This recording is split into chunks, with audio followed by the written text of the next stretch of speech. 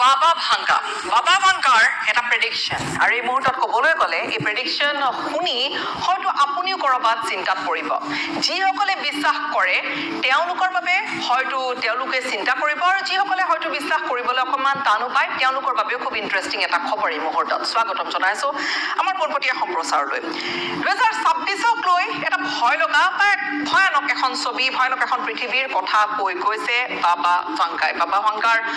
যি ভৱিষ্যতবাণী সময় বাবা ভাংকাৰ ভৱিষ্যতবাণী তেওঁ যেনেকৈ কৰিছিলে মানুহগৰাকীয়ে কৰাৰ ধৰণেৰে কথা কিছুমান ঘটিছে বাবা কাকতলীয় সংযোগ বুলিও ক'বলৈ বহুতে বিচাৰে বহুতে কয় যে হয় তেওঁ হয়তো ভৱিষ্যত দেখিছিল তেওঁ ভৱিষ্যত দেখাৰ বাবে ভৱিষ্যতৰ বহু বছৰ তেওঁ 1996 চনতে তেওঁ পৃথিৱীৰ পৰা বিদায় লৈছিল কিন্তু তাৰ বহু বছৰ পিছতো ধৰি লওক এই 20-30 বছৰ পিছতো এই ধৰণৰ কিছু ঘটনা ঘটিছে যিখিনি ঘটনা তেওঁ তেতিয়া প্ৰেডিক্ট কৰি থৈ যোৱা বুলি বহুতে ভাবে বহুতেই তেনেকৈ বিশ্বাস কৰে অৱশ্যে হয় পুনৰবাৰ কৈছো যে এইখিনি কথা বিশ্বাস নকৰা বহু লোক আছে কিন্তু প্ৰেডিকশ্যনটো কি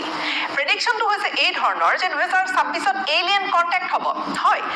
এলিয়েন কন্টেক্টৰ কথা কৈছে বাবা ভাংকাই কেৱল সেইখিনি নহয় আৰ্টিফিচিয়েল ইন্টেলিজেন্সে কেনেকৈ পৃথিৱী সলনি কৰিব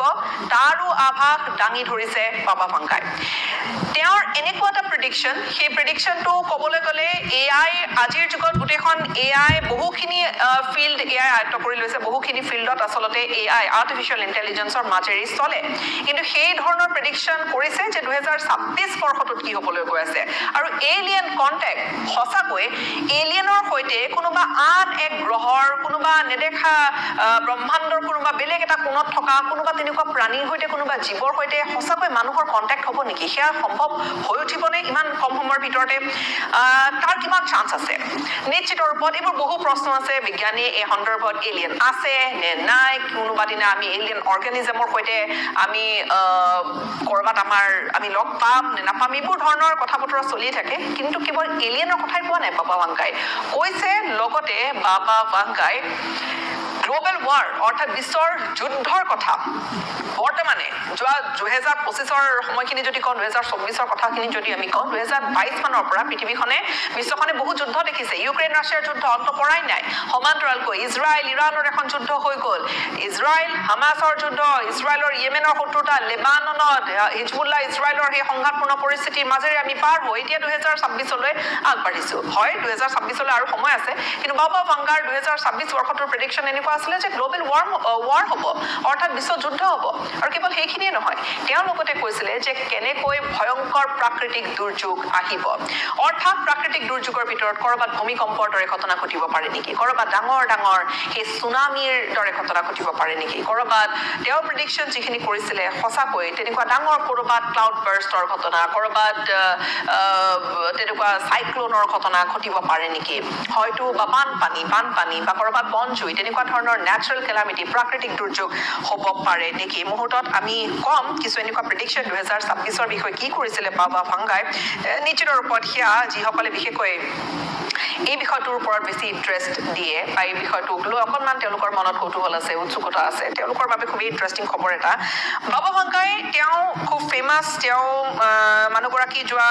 1996 চনতে তেওঁৰ মৃত্যু ঘটিছিলে তেওঁ ইহলীলা সম্পৰ্ণ কৰিছিলে কিন্তু তাৰ পিছত 2000 তেওঁৰ যিখিনি ভিজন তেওঁ যিখিনি দেখিছিলে আগন্তুক বছৰসমূহৰ তেওঁ কিছু প্ৰেডিকশ্যন কৰি থৈ গৈছিলে আৰু সেই প্ৰেডিকশ্যনছবোৰ বহুতে কৈছে যে এলাৰ্মিং আৰু সেই প্ৰেডিকশ্যনছবোৰৰ ভিতৰত এনেকুৱা আছে যে ক্ৰাইচিছ হ'ব অৰ্থাৎ সংঘাতপূৰ্ণ পৰিস্থিতিৰ মাজেৰে পৃথিৱী পাৰ হ'ব ডিজাষ্টাৰ নেচাৰেল ডিজাষ্টাৰৰ কথা কৈছে অৰ্থাৎ প্ৰাকৃতিক দুৰ্যোগ আৰু সমান্তৰালকৈ বৰ্তমান সেই আৰ্টিফিচিয়েল ইণ্টেলিজেন্সৰ যুগত এই ধৰণৰ এখন ৰেপিড এক বিশ্ব যুদ্ধৰ আগজাননী তেওঁ দিছে বা ভৱিষ্যতবাণী তেওঁ কৰিছে তেওঁৰ কথা বতৰাবোৰ তেওঁ যিখিনি ভৱিষ্যতবাণী কৰে সাধাৰণতে কিছু ক্ৰিপ্টিক বুলি যিষাৰ ক্ৰিপ্টিক বুলি ক'লে আজিকালি ছ'চিয়েল মিডিয়াত আমি বহুতৰে তেনেকুৱা ক্ৰিপ্টিক পোষ্ট দেখোঁ সেই ধৰণৰ অৰ্থাৎ এনেকুৱা এটা কথাখিনি কৈ দিয়ে যে ক'ৰবাত হয়তো মিলি গৈছে আৰু সেইখিনি যিসকলে এই কথাখিনিৰ ওপৰত সম্পূৰ্ণৰূপে বিশ্বাস কৰে তেওঁলোকে কয় যে হয় প্ৰেডিকশ্যন কৰাৰ ধৰণেই দেখোন হৈছে যদিওবা আন এক স্কুলৰ লোকসকলো আছে যিসকলে এয়া বিশ্বাস নকৰে পুনৰবাৰ কৈছোঁ কিন্তু হয় শেহতীয়াকৈ বহু তেনেকুৱা গ্লোবেল ইভেণ্ট ঘটিছে পৃথিৱীত বহু তেনেকুৱা ঘটনা ঘটিছে যিবোৰ কথাবোৰ তেওঁ কোৱাৰ ধৰণে হয়তো ওচৰেদি চুই গৈছে বা কৰবাত হয়তো একেবাৰে মিলি গৈছে খাপ খাই গৈছে যিয়ে কেতিয়াবা ৰাইজৰ মনত বহুতৰে মনত কেতিয়াবা আশংকা কেতিয়াবা ভয়ৰ সৃষ্টি কৰে কিন্তু এই 2026ৰ তেওঁ কোৱা কথাখিনিৰ ধৰণে যদি হয় ধৰি লওক ন্যাচাৰেল কেলামিটি বা প্ৰাকৃতিক দুৰ্যোগ যদি আহে তেনেহ'লে সেয়াটো নিশ্চয় ভয় লগা যুদ্ধৰ কথা যদি আহে তেনেহ'লে সেয়াটো নিশ্চয় ভয় লগা বাবা ভাংগাৰ প্ৰেডিকশ্যন ন্যাচাৰেল ডিজাস্টাৰ সম্পৰ্কে তেওঁ এই ধৰণে প্ৰেডিক্ট কৰিছে যে খুব এক্সট্ৰিম ন্যাচাৰেল ইভেণ্টছ হ'ব অৰ্থাৎ কৰবাত যদি পানী হৈছে বানপানীৰ এনেকুৱা এটা প্ৰকোপ হ'ব যে শ মানুহৰ মৃত্যু ঘটিব ধৰি লওক কৰবাত ভূমিকম্প হৈছে ইমান ডাঙৰ ভূমিকম্প হ'ব পাৰে বা ভাইলেণ্ট কৰবাত ভলকানিক ইৰাপশ্যন হৈছে তেনেকুৱা ধৰণৰ হ'ব পাৰে আগ্নেয়গিৰিৰ হ'ব পাৰে কথা বা সমান্তৰালকৈ কৰবাত হয়তো খুব গৰম হ'ব পাৰে প্ৰায় 7 পৰা 8% গোটেই পৃথিৱীখনৰ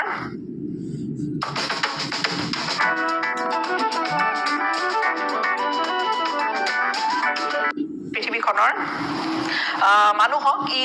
ক্ষতি কৰিব বা চুই যাব প্ৰভাৱিত কৰিব বুলি তেওঁ কৈছে আৰু যিয়ে গোটেই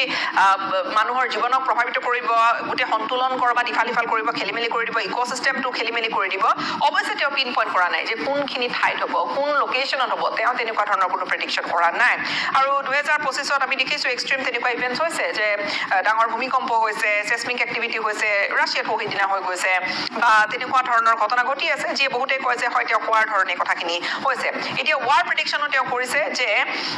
কৰবাত বহুতৰে বহুত শুনা যায় যে যি হাৰত ৰাছিয়া ইউক্ৰেইনৰ যুদ্ধখন আগবাঢ়িছিলে এটা সময়ত আচলতে তাত বহুতেই তেনে কয় যে এই যুদ্ধখন বাঢ়ি গৈ থাকিলে কৰবাত সেই আগৰ দৰে সেই বিশ্বযুদ্ধৰ সময়ত যেনেকুৱা পৰিস্থিতি হৈছিলে তেনেকুৱাকৈ কৰবাত হ'ব পাৰে নেকি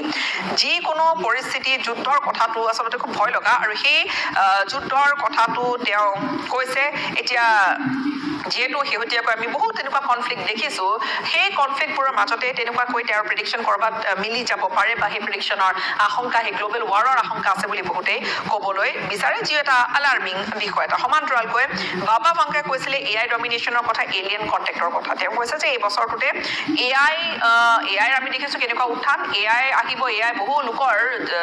যি কৰ্ম সংস্থাপনৰ বাট সেয়া কৰবাত বন্ধ কৰি দিব পাৰে বুলি বহুতৰ ভয় আছে কিয়নো ইয়াৰ জৰিয়তে সহজ হৈ যাব বহু ক্ষেত্ৰত মানুহৰ প্ৰয়োজন নোহোৱা হ'ব তেনেকুৱা ধৰণৰ কথা বহুতে কয় যদিও বা আৰ্টিফিচিয়েল ইণ্টেলিজেন্সক এই ধৰণে ডেভেলপ কৰাৰো প্ৰয়োজনীয়তা আছে AI ডমিনেন্স বাঢ়িব বুলি বহুতেই কয় আৰু সেইখিনি কৰবাত ইংগিত তেওঁ দিছিলে কিন্তু এই মুহূৰ্তত ক'বলৈ গ'লে যিটো তেওঁ এলিয়েনৰ সৈতে আমাৰ পৃথিৱীবাসীৰ বা পৃথিৱীৰ এলিয়েনৰ সৈতে সংযোগ হ'ব এই কথাটো খুবেই ইণ্টাৰেষ্টিং আৰু তেওঁ সেই ধৰণে কথাখিনি কৈছিলে যে কৰবাত এলিয়েনৰ সৈতে সংযোগ হ'ব পাৰে আৰু এলিয়েন আহিলে কৰবাত এলিয়েনৰ সৈতে অৰ্থাৎ কৰবাত তেনেকুৱা আমি কিবা এটা সংযোগ পাই যাব পাৰোঁ অৱশ্যে পুনৰ কৈছোঁ যে ইয়াত তেওঁৰ প্ৰেডিকশ্যন সময়ে তেওঁৰ ক্ৰিপ্টিক কিছু ফৰকাষ্ট বা তেওঁ যিখিনি দেখিছিলে ভৱিষ্যতবাণী তেওঁ যিখিনি কৰিছিলে সেয়া কৰবাত কাকেৰি চুই গৈছে কোনো ঘটনা বা মিলিছে বহুতে সেই ধৰণে ক'বলৈ বিচাৰে একেবাৰে শেহতীয়া ভূমিকম্পৰ কথাটো বহুতেই তেনেকৈ তেওঁ প্ৰেডিকশ্যন কৰাৰ ধৰণে হৈছে বুলি তেওঁ ক'বলৈ বিচাৰে কিন্তু যি নহওক এই মুহূৰ্তত এই কথাখিনি লৈ যে 26ৰ বছৰটো কেনেকুৱা যাব তেওঁ কিছু প্ৰেডিকশ্যন কৰি থৈছে আৰু সেই প্ৰেডিকশ্যন মতে যদি সঁচাকৈ যদি হয় তেনেহ'লে কিন্তু ভয় লগা আৰু হয় তেওঁৰ কথাখিনি খণ্ডনো বহুতে কৰে যে তেনেকুৱা ভৱিষ্যতবাণী কোনেও কৰিব নোৱাৰে বুলিও বহুতে কয় সেইখিনিও আচলতে গুৰুত্ব সহকাৰে ল'বলগীয়া কথা কিন্তু যিয়ে নহওক এই খবৰটোৱে কিন্তু বহুতৰে মনত বহু প্ৰশ্নৰ সৃষ্টি কৰিছে